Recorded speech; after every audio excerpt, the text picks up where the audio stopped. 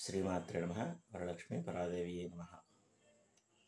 ఈరోజు వరలక్ష్మి వ్రతాన్ని గురించి ప్రారంభం చేస్తూ, ఈ వరలక్ష్మి వ్రతాన్ని ఆచరించేవారు ముందుగా పసుపు, కుంకుమ, అగరవత్తులు, హారతి కర్పూరం, తమలపాకులు, పోక చెక్కలు, గంధము, బియ్యము, బెల్లము, అరటి పండ్లు, ఇతర అంటే సీజనల్గా దొరికే పండ్లు, అదేవిధంగా నైవేద్యాల్లో ముఖ్యంగా పరమాన్నము, తేనె, ఆవు నెయ్యి, దీపారాధన కుందులు, ఒత్తులు, అగ్గిపెట్టి ఇవి దగ్గరగా పెట్టుకోవాలి. ముఖ్యంగా తాంబూలం అమ్మవారికి చాలా ప్రీతి కాబట్టి చక్కగా తమలపాకులు, సున్నము, పచ్చి ఒక్కలను అమ్ముతారు. ఆ పచ్చి ఒక్కలు తెచ్చుకోండి, ఎందుకంటే తాంబూలం మళ్ళీ మనం ప్రసాదంగా స్వీకరిస్తే చాలా మంచిది. ఇవి జాగ్రత్తగా పెట్టుకోవాల్సిన సామాన్లు. అదేవిధంగా కలశ ఏర్పాటు చేసుకునే పరిస్థితుల్లో చక్కగా ఆవు పేడ కొద్దిగా ముందు రోజు తెచ్చుకొని దగ్గర పెట్టుకోండి. ఒక పిసరు ఆవు పేడ నీళ్లు పోసుకొని చిలకరించి మనం పూజ చేసే స్థలం ఏదైతే ఉందో ఆ స్థలం అంతా కూడా గోమయంతో అలకండి. చక్కటి ఆడించిన వరిపిండితోటి చక్కగా పద్మం కానీ, శంఖచక్రాలు కానీ, లేదా అష్టదళ పద్మం కానీ ఏదైనా మనకి నచ్చింది అందంగా వేయగలిగింది వేయండి. ఆ పైన కొత్త వస్త్రాన్ని, తువ్వాలని కానీ, పంచెని కానీ పరిచి దానిపైన మంచి బియ్యం పోయండి.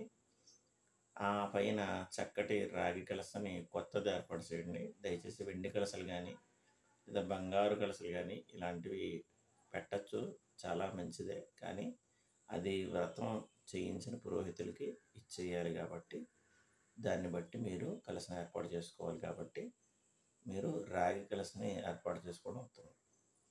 ఈ రాగి కలసలో పంచ పల్లవాల్ని ఏర్పాటు చేసుకుంటే మంచిది.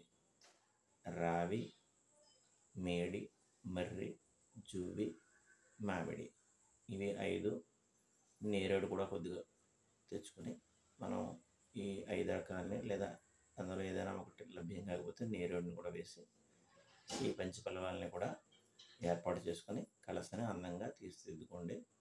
కలసకి మధ్యలో గంధం బొట్టు పెట్టి అలంకరించండి. దానిపైన కొబ్బరి బొండం పెడితే మంచిది, లేకపోతే కొబ్బరికాయ పెట్టి అలంకారం చేసుకోండి. అలాగే అమ్మవారిని ధాన్యపు రాశిపై కూడా పోయొచ్చు. ఆ బియ్యం మధ్యలో కొద్దిగా ధాన్యం వేసి కూడా పెట్టచ్చు.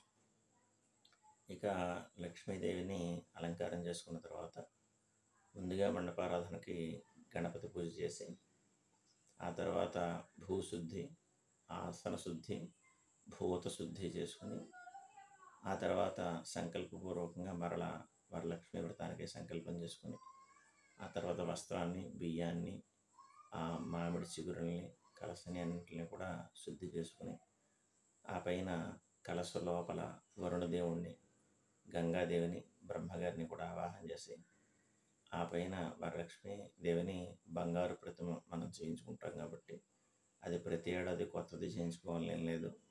ఏదైనా ఒక బంగారు ప్రతిమ తీసుకొని దాన్ని ఆవాహన చేయండి. దానికి చక్కగా పంచామృతాలతో శుద్ధి చేసి మండపంపై పెట్టండి.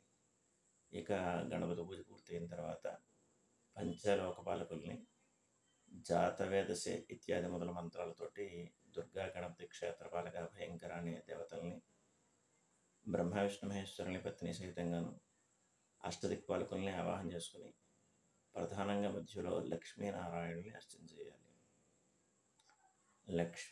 వరలక్ష్మీ వ్రతం కాబట్టి లక్ష్మీదేవిని ఒక్కతనే ఆరాధన చేయకూడదు.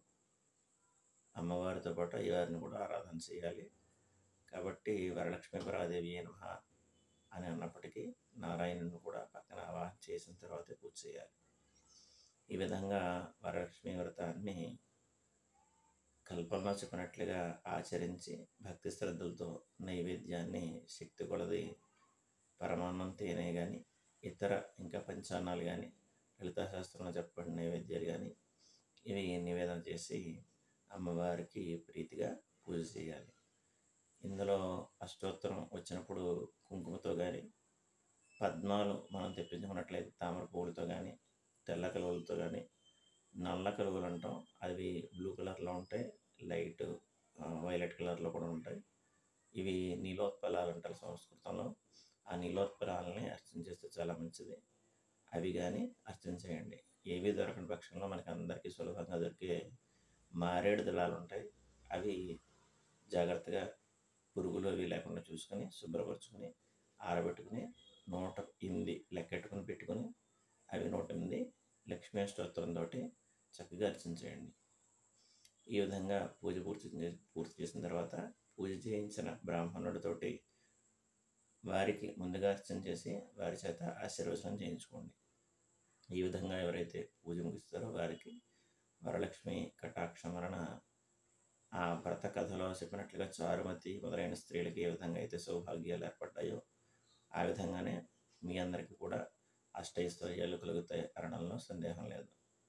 అయితే పూజ చేసుకున్నప్పుడు మనకి ఆడవారు ఎడమ చేతికి వామహస్తే అంటే ఎడమ చేయికి రక్షా కంకణాన్ని కట్టుకుంటారు. ఇది 9 దారాలతోటి 9 ముడులతోటి ఉంటుంది. కొంతమంది 5 ముడులు వేసుకుంటారు. 5, 9 ఏవైనా శ్రేష్టమే. కానీ అందులో శ్లోకంలో చెప్పినట్లుగా అయితే 9 పోచలతోటి వేసుకోవాలని ఉంది. కాబట్టి 9 పోచలతో దారాన్ని పోసుకొని దానికి పసుపు రాసి దాంట్లో చక్కగా ఏదైనా పువ్వులు, చామంతి పువ్వులు అనక్కర్లేదు, ఏవైనా మంచి మల్లెలు కానీ, జాజులు కానీ, లేదా మామిడి ఆకులు కానీ, లేదా మాచిపత్రి కానీ ఏదైనా కట్టుకోవచ్చు. ఇలా కట్టుకొని అమ్మవారి దగ్గర పెట్టుకుని ఈ ప్రతిమ ఆ తోరము పూజ చేసుకున్న తర్వాత ఆ రెండు కూడా సూత్రాన్ని ఏమో మెడలో కట్టుకుని ఆ ప్రతిమని అదేవిధంగా ఆ తోరాన్ని అదే సూత్రాన్ని మనం చేతి కట్టుకోవాలి. ఈ విధంగా శ్లోకపూర్వకంగా కట్టుకున్న తర్వాత ఆశీర్వచనం పొందాలి. ఈ విధంగా వ్రతంలో చెప్పినట్లుగా ఎవరైతే చేస్తారో వారికి ఈ వరలక్ష్మీదేవి యొక్క అనుగ్రహం ఉంటుంది.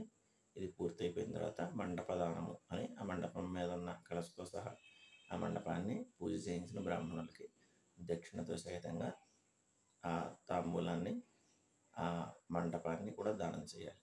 ఈ విధంగా పూజ పూర్తి చేసుకుని వరలక్ష్మి యొక్క అనుగ్రహాన్ని పొందుతారని మీ అందరికీ మరొకసారి వరలక్ష్మి వ్రత శుభాకాంక్షలు తెలియజేస్తూ శ్రీమాత్రే నమః.